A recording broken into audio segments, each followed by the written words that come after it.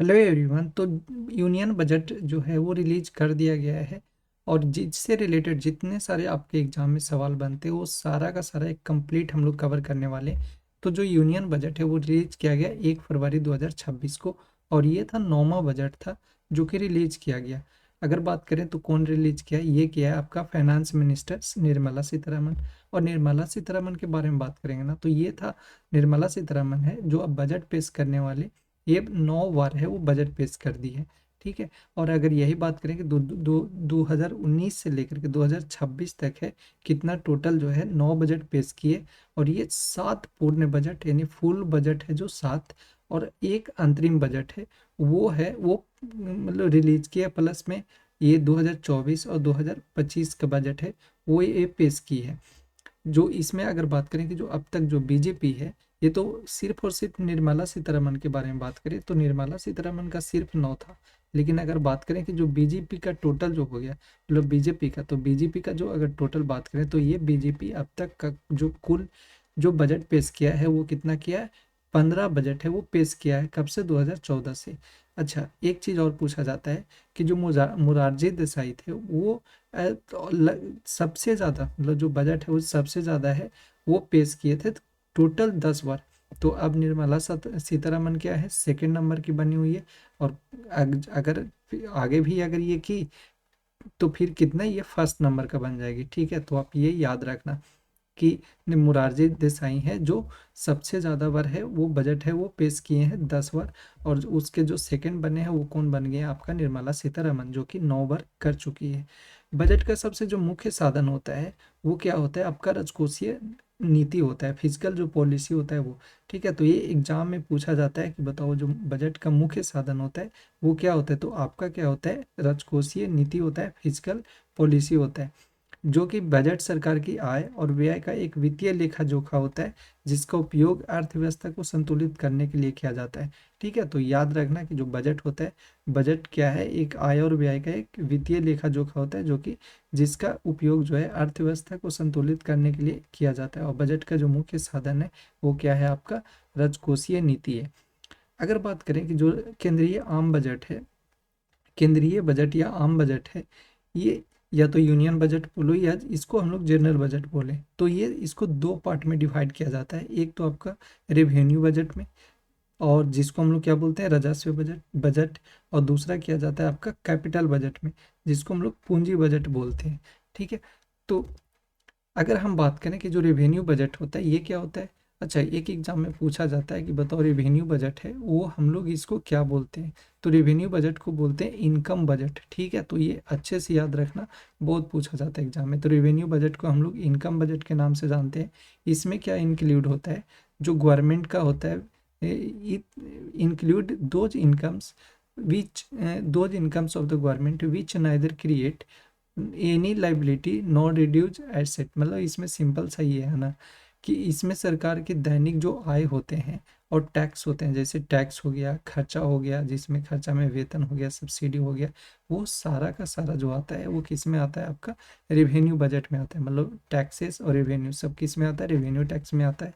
और अगर यही बात करें कि जो कैपिटल बजट होता है, तो कैपिटल बजट को हम लोग बोलते हैं पूंजी बजटिंग भी बोलते हैं, इन्वेस्टमेंट अप्रेजल भी बोलते हैं, निवेश मूल्यांकन बोलते हैं, और निवेश निर्णय भी बोलते हैं, इन्वेस्टमेंट डिसीजन, या तो बोलो कि लॉन्ग टर्म इन्वेस्टमेंट प्लानिंग के नाम से भी जाना जाता है। ठीक है, तो इसका ये नाम हो गया।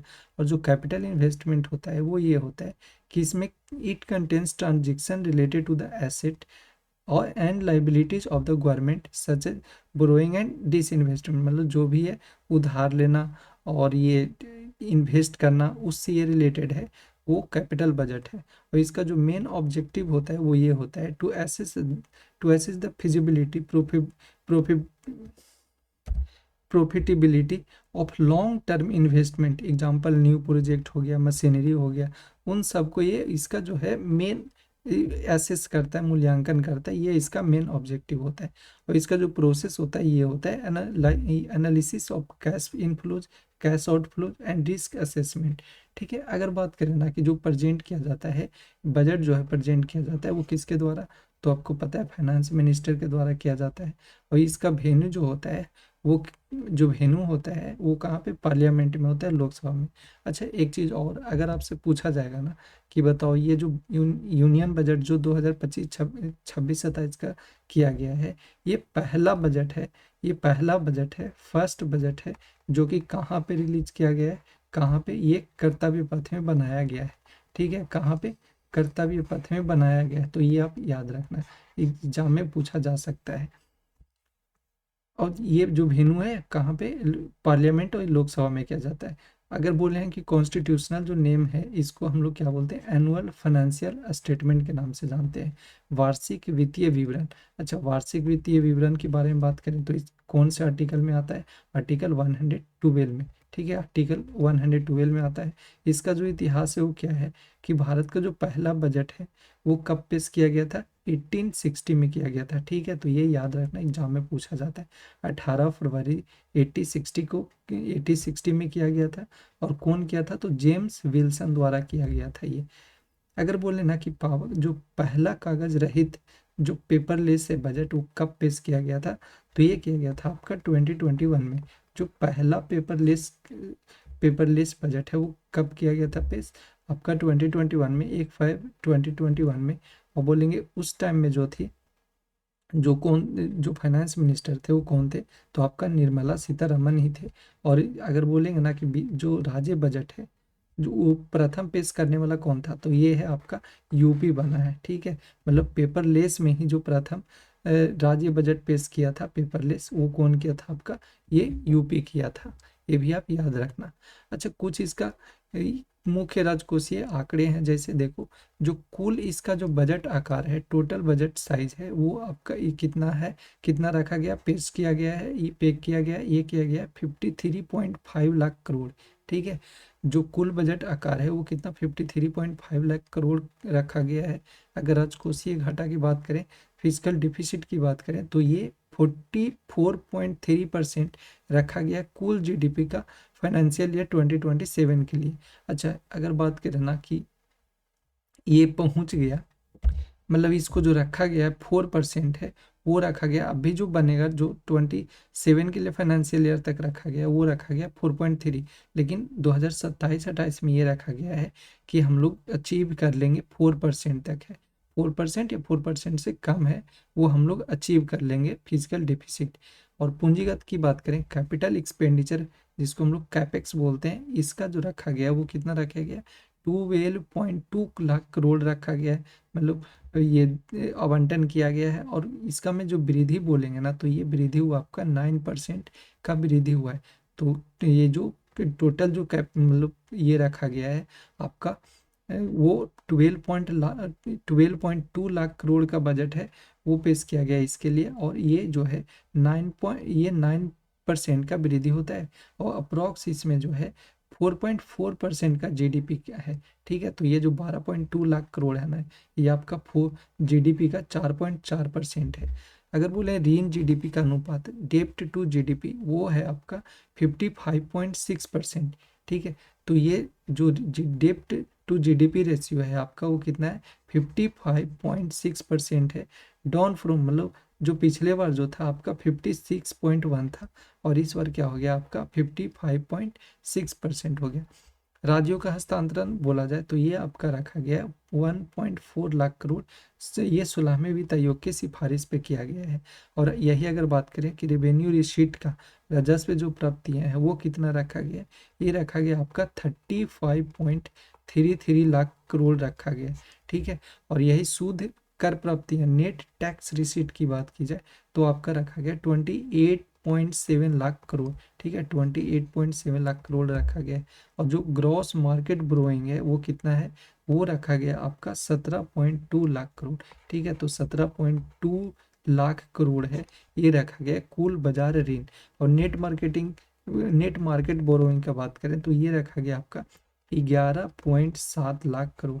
ठीक है, 11.7 लाख करोड़ है, ये रखा गया है नेट मार्केट बोरोइंग का।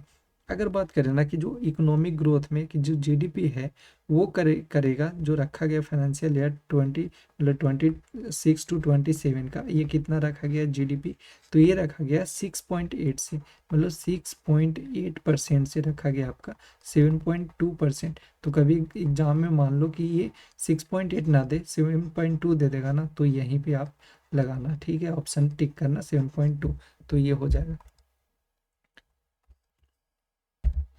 इसमें जो मेजर स्कीम जो है अनाउंस किया गया है वो किया गया आपका, अगर मैन्युफैक्चरिंग का बात करें विनिर्माण उद्योग में, तो बायो फार्मा शक्ति का किया गया है, जिसमें 10,000 करोड़ है वो बायो फार्मा को अगले 5 वर्षों में है उसको हब बनाने के लिए किया गया है।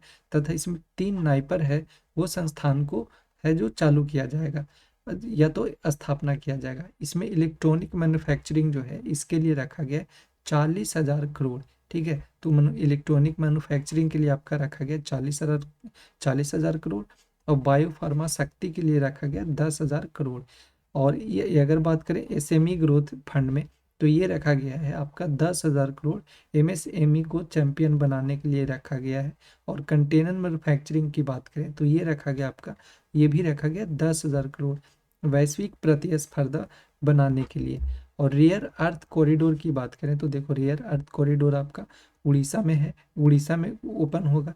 उड़ीसा, केरला, आंध्र प्रदेश, तमिलनाडु, और इन सब जगहों पे क्या होगा आपका दुर्लभ पृथ्वी गलियारे है वो स्थापना किया जाएगा। तो रेयर अर्थ कॉरिडोर को याद रखना क्योंकि एग्जाम में ये बिल्कुल आएगा। उड़ीसा है आपका, केरला है, फिर आपका आंध्र प्रदेश है और तमिलनाडु है। यहाँ पे रेयर अर्थ कॉरिडोर है वो यहाँ पे किया जाएगा, मतलब स्थापना किया जाएगा, इसका बनाया जाएगा। हाई स्पीड रेल के लिए, हाई स्पीड रेल बोलो या तो मेट्रो रेल बोलो, इसके लिए जो है वो आपका रखा गया 16 लाख करोड़ टोटल कॉस्ट पड़ा है। और इसमें जो है टोटल जो है ना वो 7 न्यू रूट्स का है वो बनाया जाएगा। तो 7 न्यू रूट्स कौन कौन है ये एग्जाम में भी आएगा देखना। तो पहला है आपका जो है वो मुंबई से पुणे, मुंबई से पुणे को जोड़ेगा 7 रूट पहला। फिर पुणे हैदराबाद, हैदराबाद बेंगलुरु, फिर हैदराबाद चेन्नई, चेन्नई बंगलुरु, दिल्ली वाराणसी। और ये दिल्ली से वाराणसी जो कवर करेगा वो आपका 3 घंटा 50 मिनट में कंप्लीट कर लेगा। और वाराणसी से सिलीगुड़ी की बात करें तो सिर्फ 2 घंटे 55 मिनट में कवर कर लेगा। तो कौन कौन आपका 7 न्यू रूट बनेगा वो आपका ये है मुंबई से पुणे, पुणे हैदराबाद, हैदराबाद बेंगलुरु, हैदराबाद चेन्नई, फिर आपका चेन्नई बंगलुरु, और दिल्ली से वाराणसी जो कि 3 घंटे मतलब ये 3 घंटे 50 मिनट में कवर करेगा। वाराणसी सिलीगुड़ी, वाराणसी सिलीगुड़ी जो कि 2 घंटे 55 मिनट में कवर कर लेगा। और ये न्यू फ्रेट कॉरिडोर की बात करें तो ये डंकुनी पश्चिम बंगाल में, ये डंकुनी आप याद रखना, ठीक है, डंकुनी, डंकुनी पश्चिम बंगाल में। जो डंकुनी पश्चिम बंगाल से सूरत गुजरात तक एक नया समर्पित माल धुलाई गलियारा बनाया जाएगा, ठीक है। तो डंकुनी जो कि पश्चिम बंगाल में है वहां से लेकर के आपका सूरत गुजरात तक एक नया फ्रेट कॉरिडोर है वो बनाया जाएगा। अगर बात करें कि जो रूट है, जो न्यू फ्रेट कॉरिडोर का ये रूट जो बनाया जाएगा ये आपका 2052 किलोमीटर लंबा, जो कि पूर्व से पश्चिम गलियारा उड़ीसा, छत्तीसगढ़, मध्य प्रदेश और महाराष्ट्र से होकर ये पास करेगा, ठीक है। तो कौन कौन से मतलब टोटल जो लेंथ हो जाएगा वो आपका कितना हो जाएगा 2052, ठीक है। ये एग्जाम में देखना ये पूछा जाता है, और ये शायद हाल ही में कुछ दिन पहले देख रहे थे, ये एग्जाम में पूछा हुआ था, जो बनेगा ये पूछा हुआ था कि कितना उसका लेंथ है वो होगा। तो 2052 किलोमीटर, और ये किसको किसको कवर करेगा, उड़ीसा, छत्तीसगढ़, फिर मध्य प्रदेश, महाराष्ट्र, यहाँ से ये गुजरेगा। अगर बात करें ना कि जो CER है, CER है जिसको हम लोग बोलते हैं सिटी इकोनॉमिक रीजन, ये टायर 2 और टायर 3 शहरों के लिए विकास के लिए CER को 5 साल में 5,000 करोड़ मिलेंगे। जिसमें आपका कौन कौन से हो गया, बंगलौर हो गया, भुवनेश्वर हो गया, पुरी, कटक, कोयम्बटूर, इरोड, तिरुपुर, फिर पुणे हो गया, सूरत, वाराणसी और विशाखापट्टनम। तो कौन कौन से आपका हो जाएगा जो कि टीयर 2 और ये जो टायर 2 है, टायर 3 है, उनको अगले 5 साल में 5,000 करोड़ है वो मिलेगा उसको डेवलपमेंट करने के लिए। तो बंगलौर है आपका, भुवनेश्वर, पुरी, कटक है, फिर कोयम्बटूर, इरोड, तिरुपुर, पुणे, सूरत, वाराणसी और विशाखापट्टनम है। ये सब शहर है जो कि सिटी इकोनॉमिक रीजन्स में शामिल किया गया है। कृषि और ग्रामीण विकास के लिए क्या क्या किया गया, तो ये किया गया भारत विस्तार। यानी भारत विस्तार क्या है, किसानों के लिए एक बहुभाषी एआई आधारित सलाह मंच है, एआई बेस्ड एडवाइजरी प्लेटफॉर्म है। और यही अगर बात करें कि जो नेशनल फाइबर स्कीम है, ये लाया गया है रेशम, ऊन और जूट जैसे प्राकृतिक रेशों में आत्मनिर्भरता लाने के लिए। तो नेशनल फाइबर स्कीम रेशम, ऊन और जूट और जैसे प्राकृतिक रेशों में आत्मनिर्भरता के लिए लाया गया है। अगर ये बात करें कोकोनट प्रमोशन स्कीम, ये नारियल के उत्पादन को बढ़ाने के लिए योजना को लाया गया है। शिक्षा और महिला सशक्तिकरण, तो C mark scheme and C marks, ये महिला उद्यमियों और स्वयं सहायता समूहों को समर्थन देने के लिए लाया गया है। ठीक है, तो याद रख लेना क्योंकि एग्जाम में ये पूछा जा सकता है कि सी मार्क स्कीम है वो किससे रिलेटेड है, तो ये रिलेटेड है आपका SHG से। ठीक है, स्वयं सहायता समूह से रिलेटेड है। और अगर बात करें कि E2E स्टैंडर्ड कमेटी, ये क्या है, education to employment and enterprises समिति का गठन किया गया है। ठीक है, E2E का गठन किया गया है।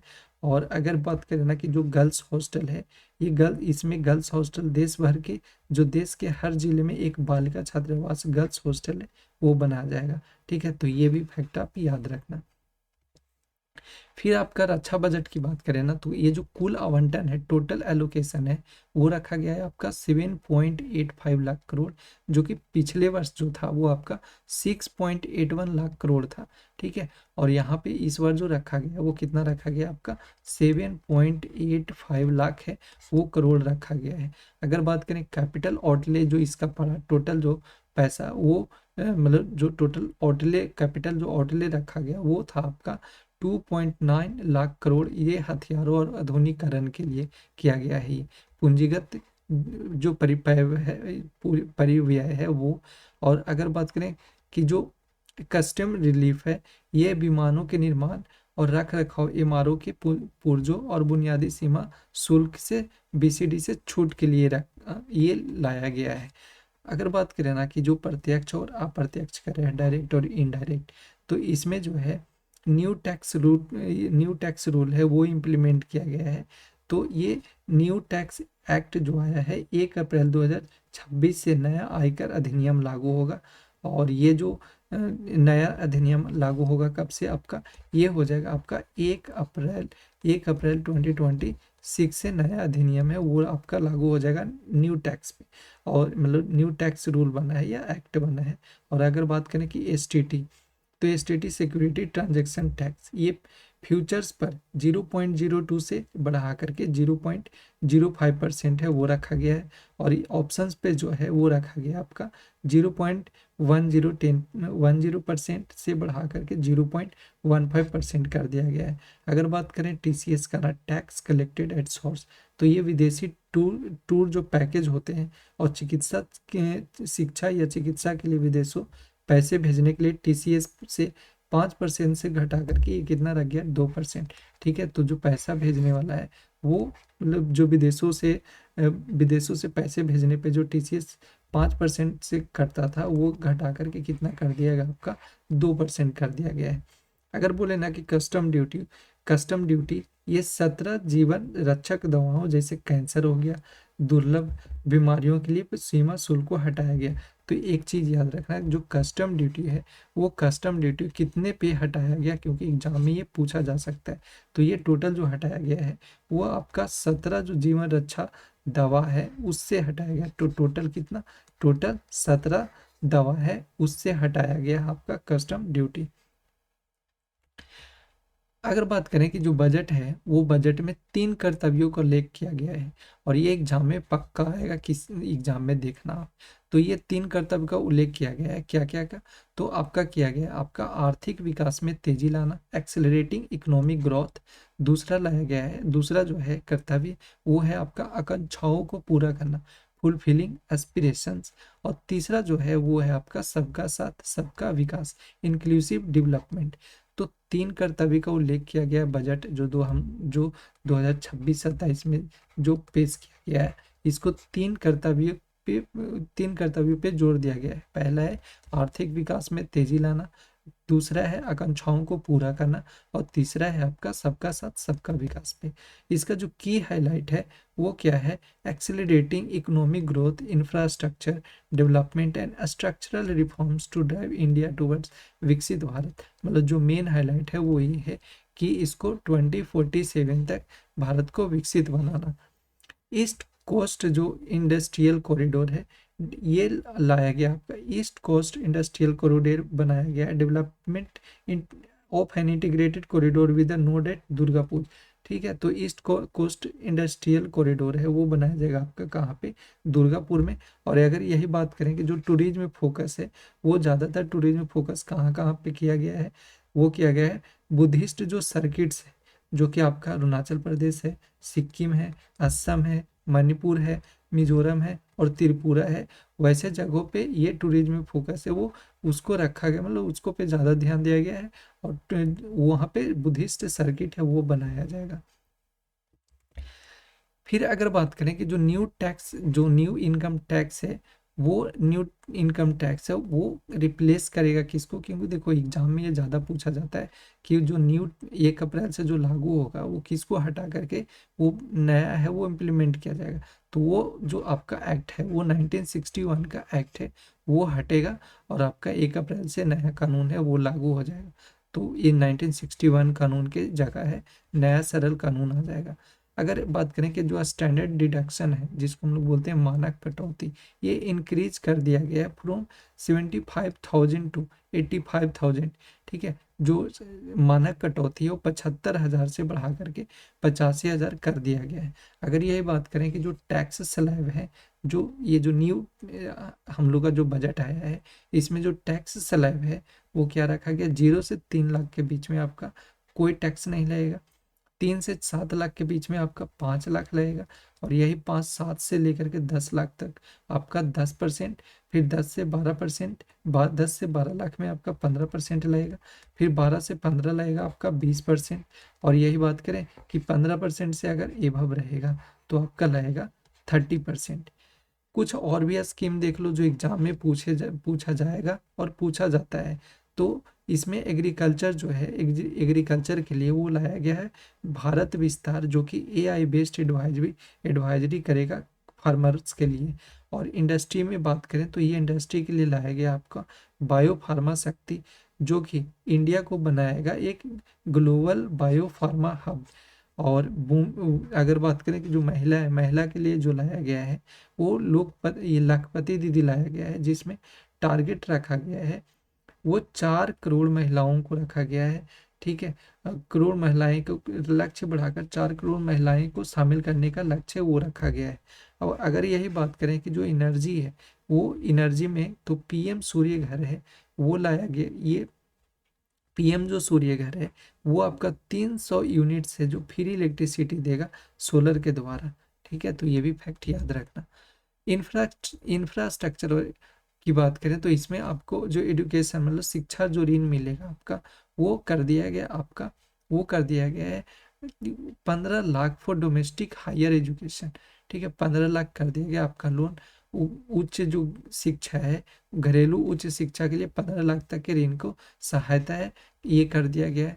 अगर बात करें कि स्किल लोन यानी कौशल जो ऋण है उसको लिमिट को बढ़ा करके टोटल रख दिया गया है, वो कर दिया गया आपका 10 लाख कर दिया गया है।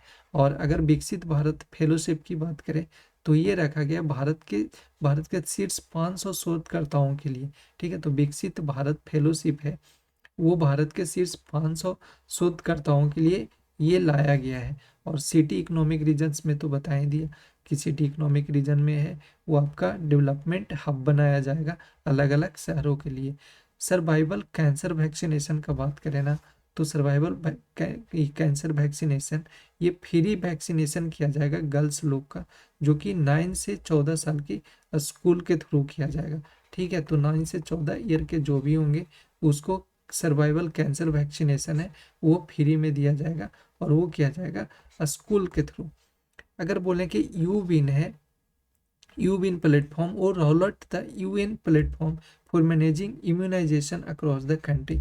यूएन प्लेटफॉर्म है, यूविन प्लेटफॉर्म है वो क्या करेगा, मैनेज करेगा इम्यूनाइजेशन हमारे पूरे कंट्री में है उस चीज को ये हेल्प करेगा, मतलब रोल आउट करेगा।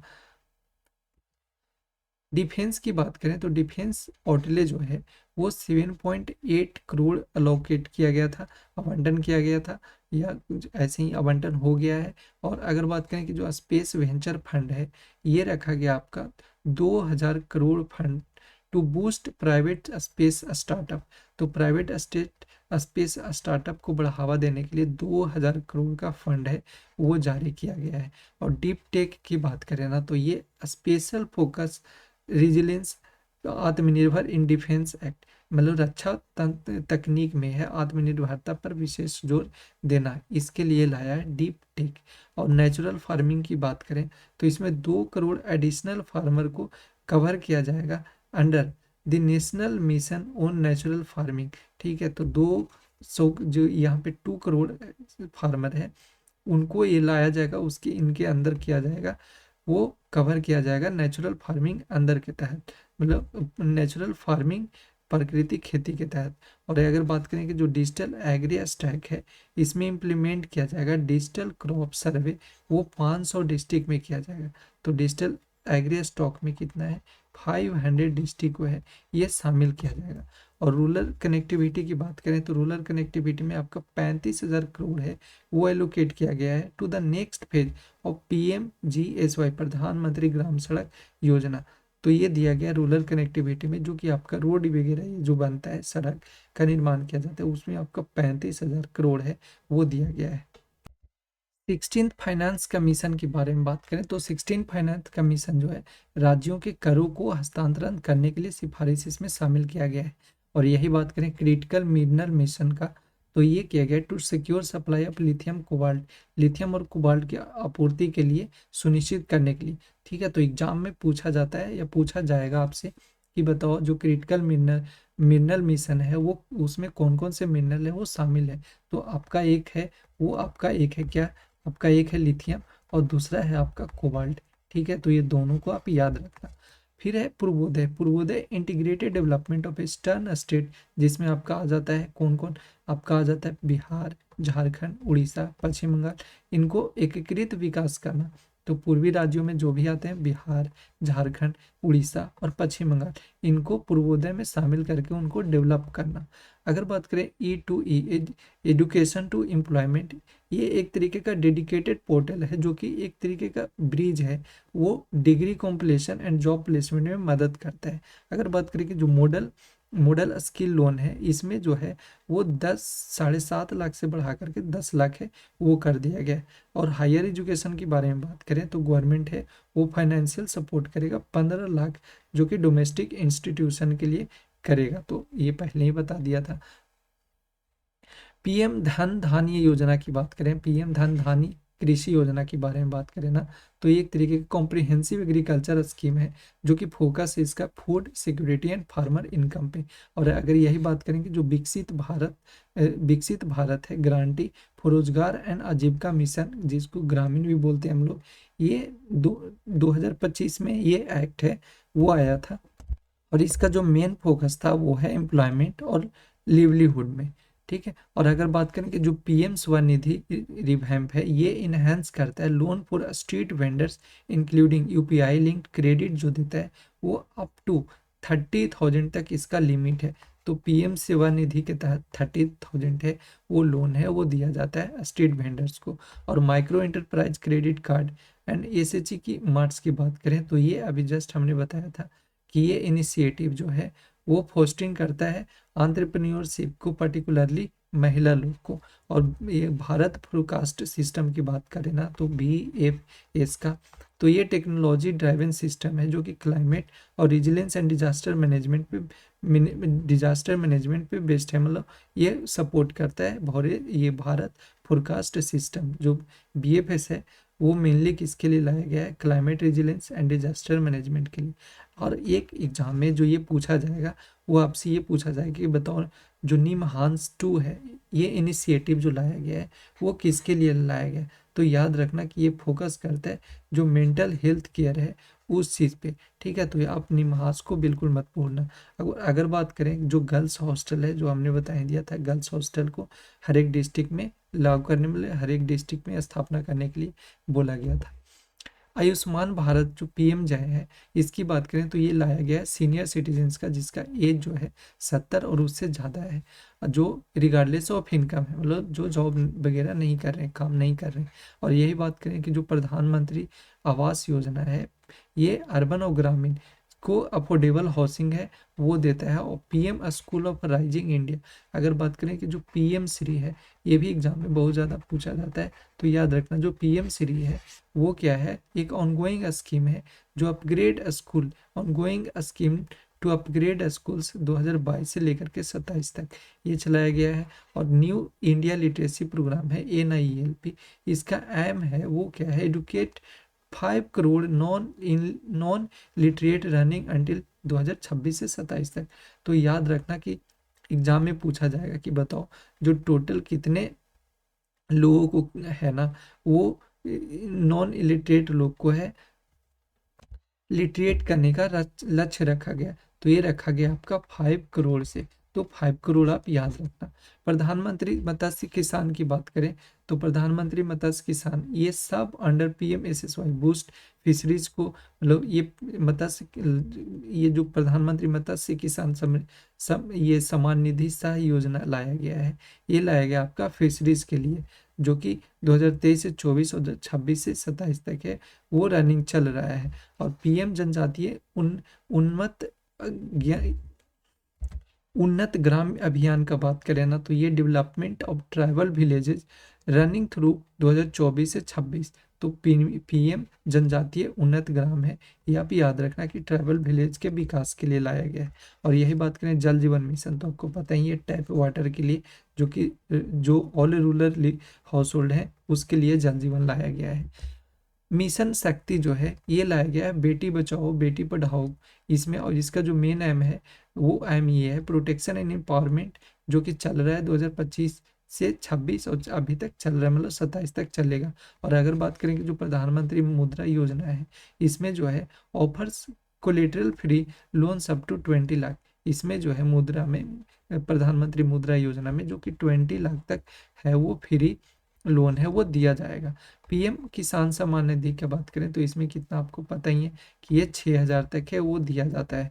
अटल पेंशन योजना की बात करें तो ये इंश्योरेंस और स्कीम से रिलेटेड है। और अगर बात करें कि ऑनगोइंग रिटायरमेंट ऑन जो PMJJBY और PMSSBY है, ये रिटायरमेंट एंड इंश्योरेंस है वो कवरेज देता है। और PM विश्वकर्मा है ये सपोर्ट करता है जो आर्टिसन होते हैं और जो क्राफ्ट पीपल होते हैं उनको ये मदद करने के लिए दिया जाता है, मतलब एक तरीके से समझो सपोर्ट दिया जाता है। और PM ऊषा की बात करें, जो कि मैंने देखा था कुछ दिन पहले कि पूछा, बहुत सारे एग्जाम में पूछा होता कि बताओ PM ऊषा है वो किसके लिए रिलीज किया गया था, जैसे IBMT जो IB का एग्जाम हुआ था उसमें, फिर और भी अलग अलग रेलवे का एग्जाम हुआ था उसमें, और भी अलग अलग एग्जाम हुआ तो उसमें आपसे पूछा था कि PM ऊषा है वो किससे रिलेटेड है। तो याद रखना जो PM ऊषा है ये इसका फुल फॉर्म है प्रधानमंत्री उच्चतर शिक्षा अभियान, यानी कि जो हायर एजुकेशन है इन उसको इंफ्रास्ट्रक्चर को डेवलप करने के लिए।